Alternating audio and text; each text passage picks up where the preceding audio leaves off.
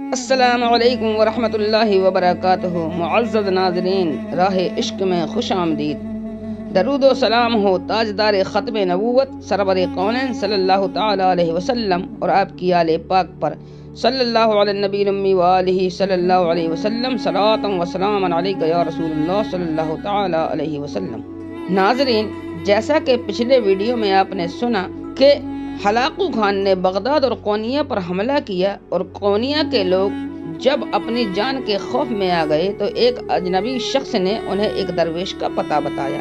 آج کے ویڈیو میں اس کے آگے کا بیان سنیے۔ اب قونیہ کے معززین اور شرفا کی جماعت اس درویش کے آستانے کی طرف بڑھ رہی تھی۔ فاصلے ختم ہوئے تو حاضری کے لیے اجازت طلب کی گئی۔ درویش کے روبرو پہنچے، ان کی آنکھوں کی پتلیاں لرز رہی تھیں اور چہرے موت کے خوف سے زرد تھے۔ بعض نے بڑی ہمت کا مظاہرہ کرتے ہوئے اپنے آنے کا مقصد بیان کیا، مگر اس طرح کی ان کی آوازیں لرز رہی تھیں۔ میرے پاس کیوں آئے ہو؟ درویش نے بیزاری کے لہجے میں کہا۔ اس کائنات میں میری کیا حیثیت ہے؟ تم اس کی بارگاہ میں کیوں نہیں گئے جو لوح محفوظ کا مالک ہے، جس کے ایک اشارے پر تقدیر بنتی اور بگڑتی ہے؟ شیخ، وہ ہماری نہیں سنتا، قونیہ کے امراء نے رقت آمیز لہجے میں کہا۔ ہم بہت گناہگار ہیں، ہمارے لیے تو توبہ کا در بند ہو چکا ہے۔ یہ غلط ہے۔ اگرچہ درویش کے اونٹوں پر ہر وقت ایک دل نواز تبسم رہتا تھا، مگر وہ قونیہ کے امراء کی بات سن کر یکایک غضبناک ہو گیا۔ کوئی نہیں جانتا کہ در توبہ کب بند ہوگا۔ جاؤ، اسی کو پکارو، وہی اپنے بندوں کی سنتا ہے۔ اگر وہ نہیں سنے گا تو پھر اس کائنات میں کون سننے والا ہے؟ امراء نے محسوس کر لیا کہ درویش اپنا دامن بچا رہا ہے۔ اجنبی نے انہیں پہلے ہی خبردار کر دیا تھا کہ درویش آسانی سے ان کی بات نہیں مانے گا، اس لیے وہ مزید گریہ وزاری کرنے لگے۔ آسمان سے ہماری فریاد کا جواب نہیں آتا شیخ، ہم تیرے آستانے سے واپس نہیں جائیں گے۔ اگر موت ہمارا مقدر بن چکی ہے تو پھر ہم تیرے ہی قدموں میں مر جانا پسند کریں گے۔ تم نے دیکھا کہ حضرت شیخ فرید الدین عطار شہید کر دیے گئے۔ حضرت نجم الدین کبریٰ اپنے خون میں نہا کر خالق حقیقی سے جا ملے۔ میں تو ان کے قدموں کی خاک بھی نہیں ہوں، پھر تمہارے لیے کس طرح دعا کروں؟ کیسے کیسے پارسا اس فتنہ عظیم میں زندگی سے محروم ہو گئے۔ جب ان کی دعائیں قہر آسمانی کو نہ روک سکیں تو پھر میں کس شمار میں ہوں؟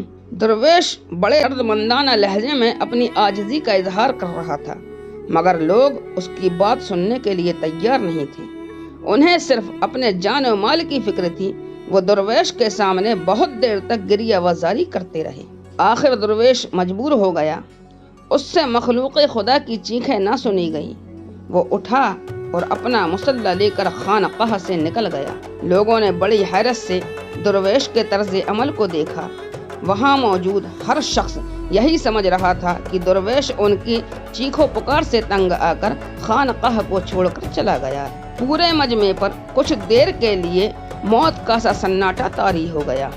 پھر تمام لوگ خانقاہ سے باہر نکل آئے اور درویش کو دیکھنے لگے جو ساری دنیا سے بے نیاز تیز تیز قدموں کے ساتھ ایک سمت چلا جا رہا تھا۔ قونیہ کے تمام شرفا امراء درویش کو خاموشی سے دیکھتے رہے، مگر کسی میں اتنی ہمت نہ تھی کہ وہ ان کے پیچھے جاتے۔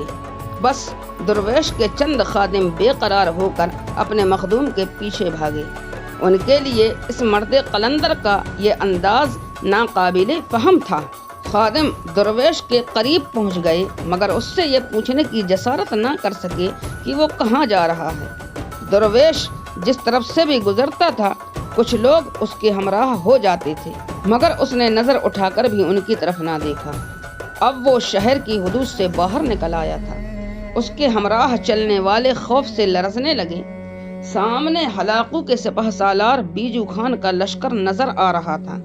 درویش یکایک مڑا اور ان لوگوں سے سخت لہجے میں مخاطب ہوا۔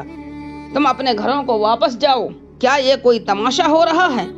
اس قہر آسمانی سے خدا کی پناہ مانگو۔ یہ کہہ کر درویش آگے بڑھا۔ اس کا انجانا سفر دوبارہ شروع ہو گیا تھا۔ ساتھ جانے والے اسی مقام پر رک گئے جہاں اس نے ٹھہر جانے کا حکم دیا تھا۔ درویش آگے بڑھتا رہا یہاں تک کہ وہ منگولی لشکر کے قریب تر ہوتا چلا گیا۔ اہل شہر اور خادم جو اس وقت وہاں موجود تھے خوف و دہشت سے کانپنے لگے۔ درویش کا کمزور جسم منگول تیر اندازوں کے نشانے پر تھا۔ تاتاریوں کے ترکش سے نکلا ہوا ایک تیر بھی درویش کا کام تمام کر سکتا تھا، مگر وہ مرد خدا آج ہر شے سے بے نیاز تھا۔ اس کے قدم تیزی سے اٹھ رہے تھے۔ پھر وہ قونیہ کے ان باشندوں کی نظروں سے اوجھل ہو گیا جو اسے بیجو خان کے لشکر کی طرف بڑھتے ہوئے دیکھ رہے تھے۔ فاصلے مزید کم ہو گئے۔ درویش ایک بلند ٹیلے پر چڑھنے لگا۔ اس ٹیلے کے دوسری طرف تاتاریوں کا لشکر خیمہ زن تھا۔ درویش چوٹی تک پہنچا، پھر اس نے اپنے اطراف پر نظر ڈالی۔ دور تک منگول سپاہی بکھرے ہوئے تھے اور نگاہوں کے سامنے سپہ سالار بیجو خان کا خیمہ تھا جو دوسرے خیموں سے زیادہ وسیع اور نمایاں نظر آ رہا تھا۔ درویش نے ٹیلے پر مسلح بچھا دیا، ایک لمحے کے لیے آسمان کی طرف دیکھا اور نماز کی نیت باندھ لی۔ ابھی چند ساعتیں بھی نہیں گزری تھی کہ کسی تاتاری کی نظر درویش پر پڑ گئی۔ اس نے اپنے دوسرے ساتھی سے کہا، پھر دیکھتے ہی دیکھتے سینکڑوں منگول سپاہی ٹیلے کی طرف متوجہ ہو گئے جہاں ایک مسلمان اپنے اللہ کی عبادت میں مشغول تھا۔ دشمن فوج اس کی عبادت کا مفہوم تو نہیں سمجھ سکے، مگر انہیں یہ خیال ضرور ہوا کہ وہ کوئی مسلمان جاسوس ہے جو بیجو خان کے لشکر کی مخبری کرنے آیا ہے۔ اس خیال کے پیدا ہوتے ہی منگول سپاہیوں میں ہلچل مچ گئی۔ اگرچہ درویش تنہا تھا، لیکن جنگی اصول کے مطابق اس کی موجودگی نہایت خطرناک تھی۔ سپاہیوں نے اپنے کاندھوں پر لٹکتی ہوئی کمانیں اتار لی، برق رفتاری کے ساتھ تیر چڑھائی، پوری قوت کا مظاہرہ کیا، مگر کوئی ایک کمان بھی نہ کھنچ سکی۔ تنگ آ کر سپاہیوں نے اپنے گھوڑوں کو استعمال کرنا چاہا تاکہ ٹیلے پر پہنچ کر مسلمان درویش کو تلواروں سے قتل کر ڈالیں، لیکن اس وقت منگول سپاہیوں کی بےچارگی قابل دید تھی جب ان کے گھوڑے اپنی جگہ سے جنبش تک نہ کر سکے۔ تاتاریوں نے بے زبان جانوروں کو پیٹنا شروع کر دیا۔ فضا میں گھوڑوں کی چیخیں بلند ہوتی رہیں، مگر انہیں ایک قدم بھی آگے نہ بڑھایا جا سکا۔ بڑی عجیب صورتحال تھی۔ سارے لشکر میں ایک ہنگامہ سا برپا ہو گیا۔ سپاہیوں کا شور سن کر بیجو خان بھی اپنے خیمے سے باہر نکل آیا۔ سپاہیوں سے اس ہنگامے کا سبب دریافت کیا تو بے شمار انگلیاں ٹیلے کی طرف اٹھ گئیں جہاں درویش اب بھی اپنے خدا کے سامنے ہاتھ باندھے کھڑا تھا۔ یہ کیسی دیوانگی کی باتیں ہیں، بیجو خان نے چیخ کر کہا۔ کوئی بھی ذی ہوش انسان تمہاری احمقانہ گفتگو پر یقین نہیں کر سکتا۔ یہ کہہ کر بیجو خان نے ایک سپاہی سے تیر کمان طلب کیا۔ وہ ایک ماہر تیر انداز تھا۔ ہلاکو کے پورے لشکر میں اس کی یہ صفت مشہور تھی۔ تمام سپاہی حیران و پریشان بیجو خان کی طرف دیکھ رہے تھے۔ ان کی سانسیں رکی ہوئی تھیں اور ذہنوں میں ایک ہی خیال گردش کر رہا تھا کہ اگر منگول سپہ سالار مسلمان جاسوس کو ہلاک کرنے میں کامیاب ہو گیا تو پھر قیامت ٹوٹ پڑے گی۔ وہ اس کی وحشیانہ عادتوں سے واقف تھے۔